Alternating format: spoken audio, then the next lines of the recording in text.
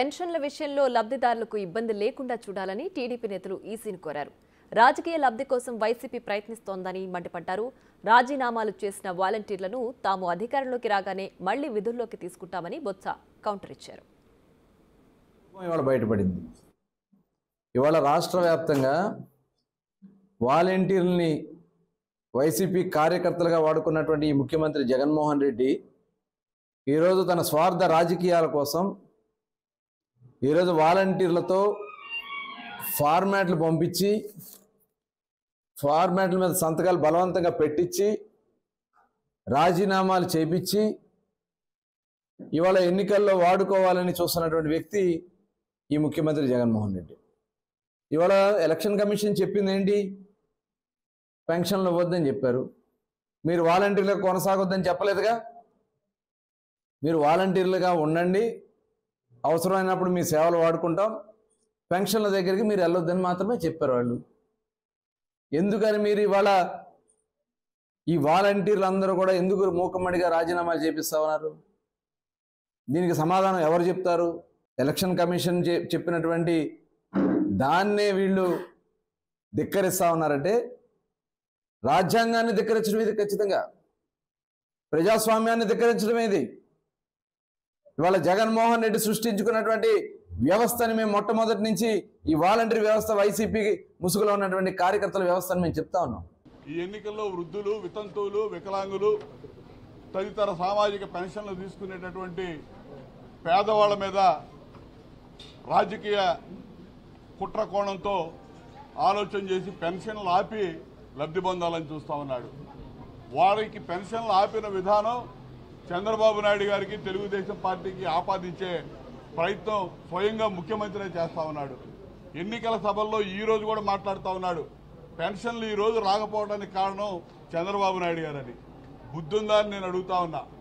ఈరోజు bank holiday, నీ సాక్షిలో 2 రోజుల క్రితమే రాసావు 3వ తారీఖు నుంచి పెన్షన్లు ఇస్తామని చెప్పి. అసలు నీకే అధికారం ఉంది? ఎన్నికల కమిషన్ లేకపోతే ప్రభుత్వం తరఫున చీఫ్ సెక్రటరీ స్టేట్మెంట్లు ఇవ్వాలి, నువ్వు రాసేసావు ఆల్రెడీ. కానీ ఈ రోజున ఉన్నటువంటి వ్యవస్థ ఎన్నికల కమిషన్ నిన్న వాలంటీర్స్ ద్వారా వద్దు, ప్రత్యామ్నాయ ఏర్పాట్లు చేయమని చెప్పి సీఎస్కి ఆదేశాలు ఇచ్చింది. ప్రత్యామ్నాయ ఏర్పాట్లు ఏ విధంగా చేయాలో కూడా సీఎస్ గారితో మేము మాట్లాడాం. ఇలా సచివాలయ వ్యవస్థ ఉంది, 15,000 సచివాలయాలు ఈ రాష్ట్రంలో ఉన్నాయి, 1,60,000 మంది ఎంప్లాయీస్ ఉన్నారు, పెన్షనర్స్ 60 లక్షల మంది ఉన్నారు. ఒక్కో వ్యక్తి ఒక్కో సచివాలయంలో పనిచేసే ఎంప్లాయీస్ వివిధ కేటగిరీల కింద 11 మంది పనిచేస్తూ ఉన్నారు. ఒక్కొక్కరికి మొత్తం కూడా బదిలీ చేస్తే పెన్షన్లు మొత్తం ఒక్కో ఎంప్లాయీకి 40 పెన్షన్లు వస్తాయి. 40 పెన్షన్లు అంటే 2-3 గంటల్లో పంపిణీ చేయొచ్చు. అటువంటిది వారం పట్టింది, 10 రోజులు పట్టింది అని చెప్పి ఈ ప్రభుత్వం తాత్సారం చేసి ఏదో ఒక విధంగా అధికారుల మీద ఒత్తిడి చేసి పెన్షన్ సకాలంలో అందకుండా సామాజిక పెన్షన్దారులు ఇబ్బంది పెట్టాలని ప్రయత్నం చేస్తూ ఉంది. ఈ వృద్ధులందరికీ తెలియజేస్తున్నాం, ఈ అవాతాతలు ఎవరైతే పెన్షన్ తీసుకున్నారో వాళ్ళందరికీ తెలుగుదేశం పార్టీ తరఫున మేము తెలియజేస్తున్నాం, 4,000 రూపాయల పెన్షన్ చంద్రబాబు గారు అధికారంలోకి వచ్చిన తర్వాత నీ ఇంటికే వచ్చిస్తాం. 3,000 కాదు, 4,000 రూపాయలు ఇస్తామని చెప్పి కూడా మేము తెలియజేస్తున్నాం. అలా రకంగా ఈ 5వ తారీఖు లోపల పెన్షన్లన్నీ కూడా వాళ్ళ ఇంటికి వెళ్ళి డిస్ట్రిబ్యూట్ చేయాలని చెప్పి మేము అడగటం జరిగింది. దానికి అనుకూలంగా సిఎస్ జవహర్ రెడ్డి గారు స్పందించారు. తప్పకుండా మా కలెక్టర్లందరికీ, సిఇఓ సెర్ఫ్కి కూడా నేను ఆదేశాలు ఇస్తాను. తప్పకుండా తర్వాత ఆఫీస్కి వచ్చి తీసుకోండి అన్నారు. ఇంత ఎండలో వాళ్ళ ఆఫీస్కి రాలేరు, చాలామంది వృద్ధులు నడవలేని వాళ్ళు ఉంటారు, వాళ్ళ ఇంటికే వెళ్ళాలని చెప్పి కూడా మేము డిమాండ్ చేయడం జరిగింది. మరొక్కసారి పెన్షనర్లందరికీ విజ్ఞప్తి చేస్తున్నాం, మీ ఇంటికే వస్తారు, మీ ఇంట్లోనే ఇస్తారు, గతంలో ఏ రకంగా ఇచ్చారో ఆ రకంగా ఇస్తారని చెప్పి కూడా తెలియచేస్తున్నాం.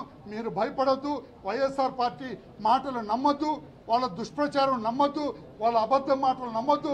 ఓడిపోతూ వాళ్ళు నోటికొచ్చినట్టుగా మాట్లాడుతున్నారు కనుక అవి నమ్మొద్దు. పెన్షన్ మీ ఇంటికే వస్తుంది, ఏ ఒక్క పెన్షనర్ కూడా ఇబ్బంది కలగకుండా చూస్తామని చెప్పి తెలియచేస్తున్నాం. పర్మనెంట్ ఉద్యోగులు కూడా ఏదైనా చిన్న తప్పిదనం జరిగి వాళ్ళు సస్పెండ్ చేయడమో తొలగించడమో చేస్తే వాళ్ళు మెరిసి పిటిషన్ పెట్టుకోవడానికి అవకాశం ఉంది కదా. ఎంతమందిని ఉద్యోగాలు తొలగించి మళ్ళీ దాన్ని తీసుకొని పూర్వపరాలు మళ్ళీ పరిశీలించి హ్యుమానిటీ గ్రౌండ్స్లో ఎంతమంది తీసుకోలేదు. మళ్ళీ అతను మెరిసి పిటిషన్ పెట్టుకుంటే దాన్ని పరిశీలించి పూర్వపరాలు పరిశీలించి మానవతా దృక్పథంతోనో లేకపోతే తొందరపాటుతో చేసామనో మళ్ళీ దాన్ని కన్సిడర్ చేసే సందర్భాలు ఎన్ని ఉన్నాయి. ఆఫ్టర్ ఆల్ పర్మనెంట్ ఉన్నప్పుడు వచ్చి టెంపరీ ఉన్నప్పుడు ఎందుకు ఉండదు?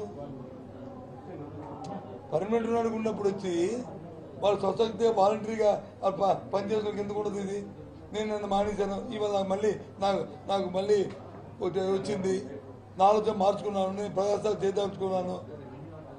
సరే అని అనిపిస్తే మనం ఎందుకు